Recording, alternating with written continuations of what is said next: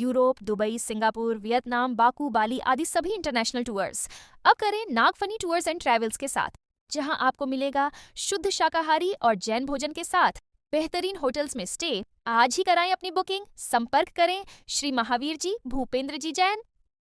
जिस कुल में बेटी को भेज रहे हो उस कुल में कम से कम जैन धर्म का अस्तित्व है कि नहीं।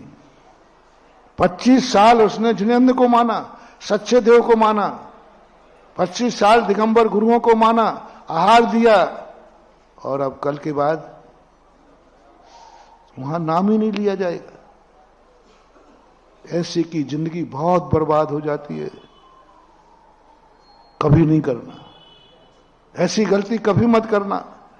और यदि कन्या को, मेरा कहना है, बच्चे को, बहू को भी लाना है तो पहले लाओ। मुनि विरोधियों की बहू घर में नहीं आना चाहिए।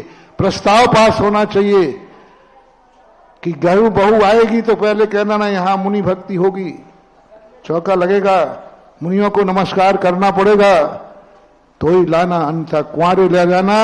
ऐसी शादी कभी नहीं करना। बेटियों को उस घर में मत भेजना।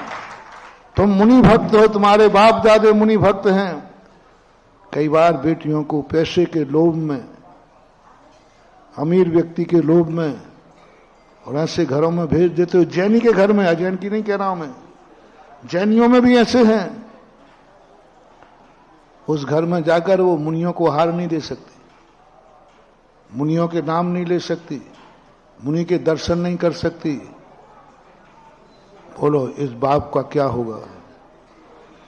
मुनि विरोधी कुल में जाकर के, अरे बेटी कुंवारी रह जाए तो रह जाए, लेकिन कभी जहां मुनि धर्म ना हो, मुनियों को हार ना दिया जाता हो, मुनि को नहीं माना जाता हो, ऐसे कुलों में कभी मुनि को, बेटी को मत देना, चाहे भली वो जैन क्यों ना हो,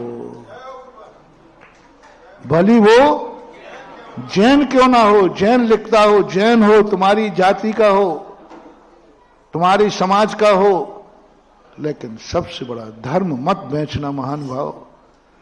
तुम्हारी गंदगी को मैं खाद बना रहा हूं। आज बहुत बड़ा रिफाइन फैक्ट्री खोली है। तुम्हारी बेटी को शादी कराने की बात मैं कह रहा हूं। कहना नहीं चाहिए, मुझे क्या लेना देना, लेकिन फिर भी दया आई है कि बस एक नियम लेना ना मुनि भक्तों, कि बेटी को कभी मुनि विरोधी कुल में मत भेजना। नियम करना कि नहीं, इस कुल में नहीं जाएंगे। पहले पूछ लो मेरी बेटी पसंद है तुम्हें, तो वो मुनियों को आहार दान देगी, जाति चौका लगेगा, मुनियों की वंदना होगी। और कन्या को भी कह देना चाहिए नहीं। और यदि चली जाए, राजा सुनो रे बेटियों, सुनो, मान लो पापा कर ही दे तो तुम संकल्प कर लेना, यदि मैं असली मुनि भक्तन हूं तो उन सब मुनि विरोधियों को मुनि भक्त नहीं बनाया तो मैं मुनि भक्तन नहीं।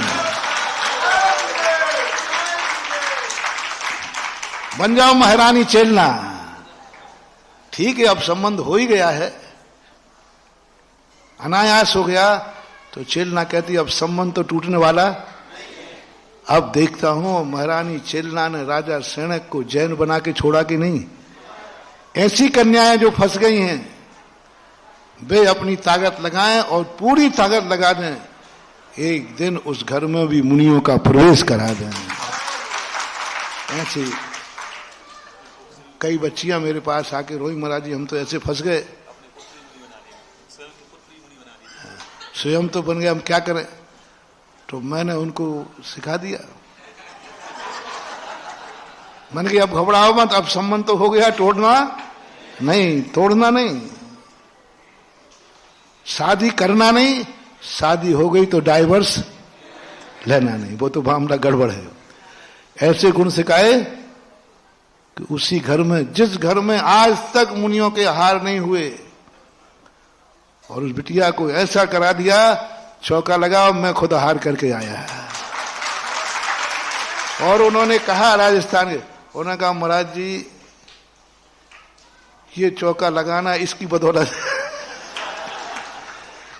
इसने ऐसा जाल फैलाया और इतने अच्छे से फैलाया कि आज हमारे लिए भी मुनि भक्तों के मुनियों के पास तक ला दिया। राजा शरण्यक ने अपनी पत्नी का आभार माना, पहले विरोध किया और बाद में कहा, जब आनंद आया, सम्यक दर्शन हुआ, तीर्थंकर प्रकृति का बंध हुआ, तब राजा शरण्यक अपनी पत्नी चेलना से कहते हैं, भगवान तो बाद में गुरु हैं, तू मेरे गुरु है जो मुझे भगवान तक ले गए।